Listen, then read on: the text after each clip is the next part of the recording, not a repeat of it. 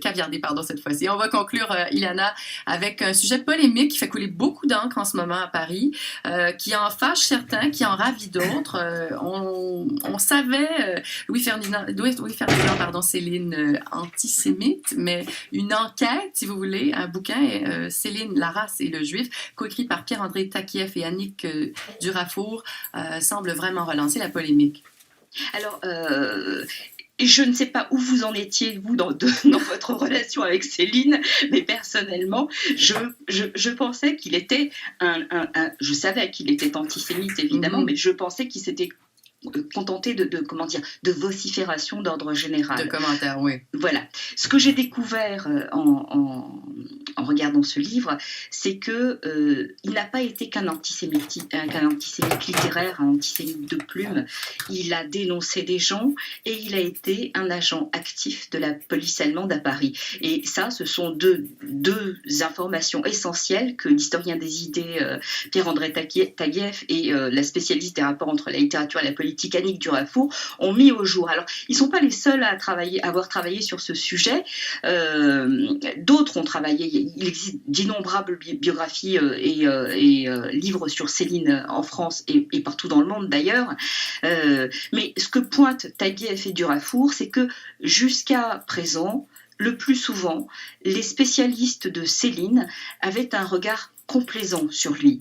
C'est-à-dire qu'il y avait des tas d'éléments factuels qui étaient à la disposition des chercheurs, mais qui étaient minorés dans l'appréciation qu'ils faisaient de l'œuvre de Céline. C'est-à-dire qu'ils avaient souvent les documents, ils les avaient sous la main, mais ils n'en tiraient pas les conclusions qui s'imposaient. Et ce qu'ils ont cherché à faire, c'est faire une somme définitive sur les rapports de Céline avec le racisme, l'antisémitisme, les juifs. Alors, le livre est dédié à un certain docteur Hogarth. Ce docteur Hogarth travaillait au dispensaire de Besançon, où Céline lui-même a travaillé plus tard. Et pendant la guerre, Céline cherchait un travail et a appris qu'il existait ce poste au dispensaire de Besançon en banlieue parisienne, et il le voulait pour lui, ce poste. Et donc il a écrit plusieurs lettres aux autorités, jusqu'au ministre de l'Intérieur, pour dénoncer ce docteur Hogarth comme juif, pour qu'il soit destitué et licencié. Et puis ensuite il a appris qu'il n'était pas juif, qu'il était simplement, si j'ose dire, un noir haïtien qui devait rentrer chez lui, et donc il a écrit de nouvelles lettres pour le dénoncer comme un noir haïtien, étranger, etc., qui devait rentrer chez lui. Le docteur Hogarth a été destitué et Céline a eu le poste. Et donc c'est tout ça que Pierre-André Taguieff et Annick Durafour mettent en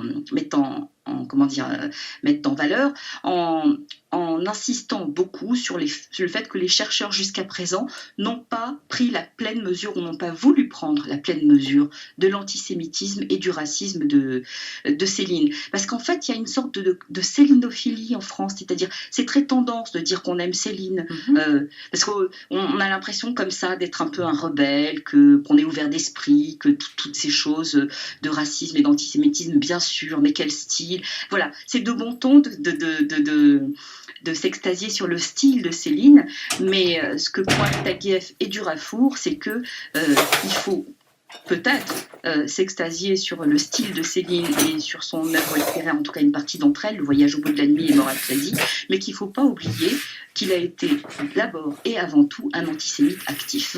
Alors, qui pose encore la question, peut-on dissocier l'auteur de son œuvre? Merci beaucoup. Alors, ça s'appelle Céline, la race, le juif. 1182 pages, toute une enquête quand même publiée. Donc, oui, il y a beaucoup de notes, il y a 300-400 pages de notes quand même. Donc, on peut le lire sans lire les 1200 pages in extenso. Parfait. Et le livre sera disponible le 8 mars prochain au Québec. Merci beaucoup, Ilana Mori-Youssef à Paris. À bientôt. Au revoir.